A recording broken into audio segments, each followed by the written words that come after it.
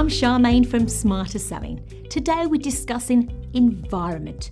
Now, what do I mean by environment? I mean the environment that you are working in, that your sales team might be working in. I want to know who is influencing them on a moment-by-moment basis. Because if you want to nurture your sales team and yourself, if you want to empower them, get them motivated on the front foot, bulletproof, congruent in the offering, and highly skilled at finding, creating and converting business, then you need to nurture that environment around them to do so.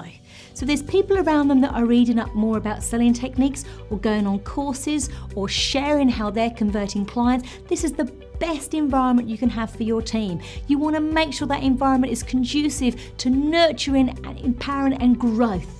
That's the mindset you need to have. And if you work for yourself, you need to do that for yourself. Make sure that you're only plugging into things that are aiding you in moving forward. Only listen to people that are empowering you.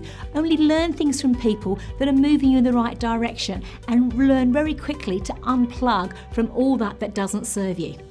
If you found this useful, then do share. And if you want to learn more about your environment and how to plug into things that serve you better, get you motivated on the front foot and really empowered and bulletproof, then subscribe below for more tips.